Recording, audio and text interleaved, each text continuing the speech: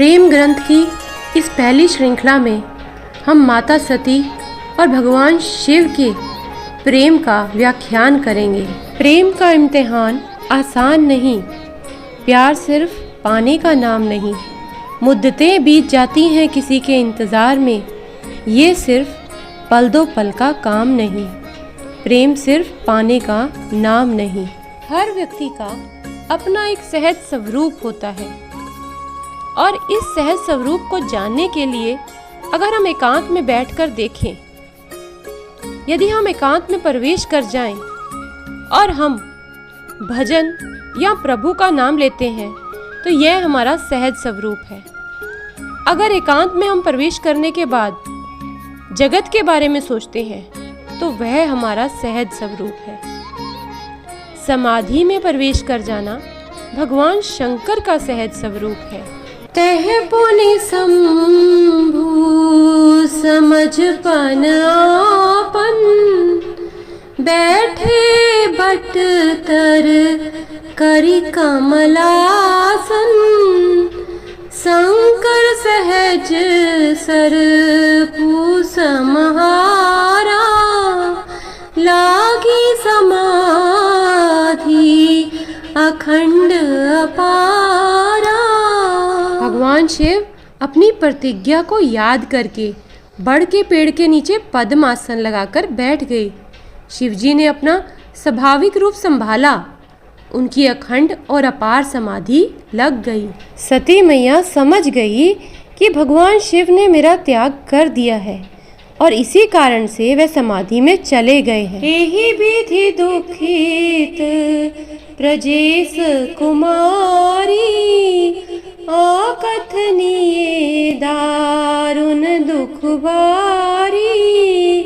बीते संबत सहस सतासी, तजी समाधि शंभु अविनाशी।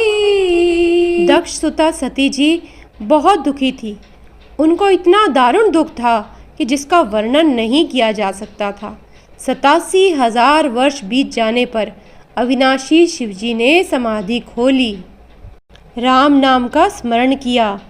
सती मैया ने जाकर उन्हें प्रणाम किया और बाबा ने सती जी को अपने सामने बिठाया, वाम अंग में नहीं, क्योंकि वाम अंग में बैठने का अधिकार सती जी समाप्त कर चुकी हैं।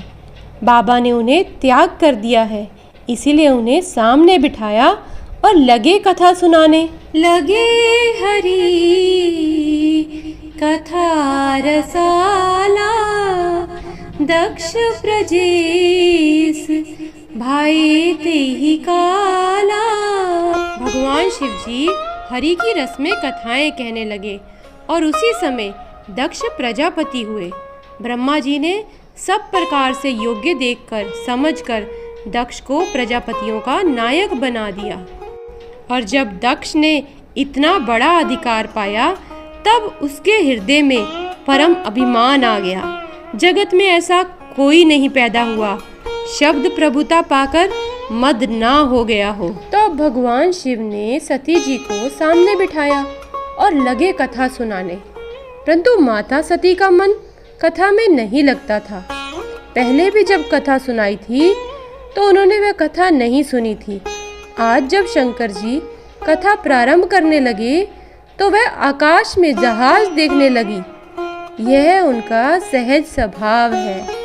शंकर जी कथा सुनाने बैठे उसी समय सती जी के पिता दक्ष को ब्रह्मा जी ने प्रजापतियों का नायक बनाया था और नायक बनने पर हरिद्वार के कनखल में यज्ञ की घोषणा कर दी और सबको बुलाया, देवताओं को, सभी को, 3 को छोड़कर, ब्रह्मा, विष्णु और महेश।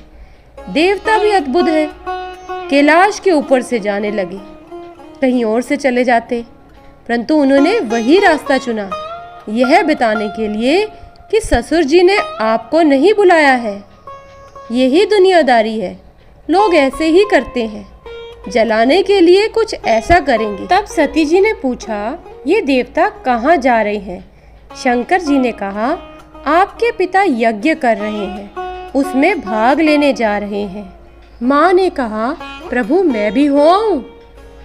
तो भगवान ने कहा, नहीं, यह उचित नहीं होगा, क्योंकि हमें वहाँ बुलाया ही नहीं गया है। यद्यपि सती जी, पिता के घर, मित्र के घर, गुरु व स्वामी के घर, 4 स्थानों पर बुलावा नहीं ढूंढना चाहिए। इन 4 स्थानों पर बिना बुलाए जाना चाहिए। परंतु यदि अपमानित करने के लिए जानबूझकर नहीं बुलाया गया तो वहां जाने पर कल्याण होने वाला नहीं है। आप वहां मत जाइए। परंतु माँ नहीं मानी। शिवजी ने बहुत प्रकार से कहकर देख लिया, किंतु जब सती किसी प्रकार भी नहीं रुकी, तब त्रिपुरारी महादेव जी ने अपने मुख्य गणों को साथ देकर उनको विदा कर दिया। भवानी जब पिता दक्ष के घर पहुंची, तब उनके डर के मारे किसी ने उनकी आप भगत नहीं की। केवल एक माता भले ही आदर से मिली, बहनें बहुत मुस्कुराती हुई मिली। दुनिया भले ही ठुकरा दे, एक माँ ही होती है जो अपने बच्चों को कभी नहीं छोड़ सकती। और माँ ने सती को खूब लाड लड़ाया। बहनें भी मिली, मगर बहुत मुस्कुरा कर मिली। मुस्कुराना तो ठीक है, परंतु जब कोई बहुत मुस्कुराता है तो वह ठीक नहीं है। जब कोई बहुत मुस्कुरा कर मिलता है ना, इसका अर्थ है कि वो हम पर व्यंग कर रहा है। हा हा हा हा, आप भी आ गए? अरे वाह, तुम भी यहाँ आ गए। तो ये एक व्यंग है। मुस्कुराना चाहिए, लेकिन बहुत नहीं मुस्कुराना चाहिए। सभी बहनों को बुलाया गया था, सती जी को नहीं बुलाया गया। और सती मैया ने अपनी माँ से कहा, माँ, मैं यज्ञ मंडप की परिक्रमा लगाना चाहती हूँ। जब परिक्रमा लगाई तो सती जी ने देखा कि सभी देवताओं के लिए स्थान बना है, परंतु मेरे पति शंकर के लिए कोई स्थान नहीं। तब शिवजी ने जो कहा था वह उनकी समझ में आ गया। स्वामी का अपमान समझकर सती का हृदय जल उठा।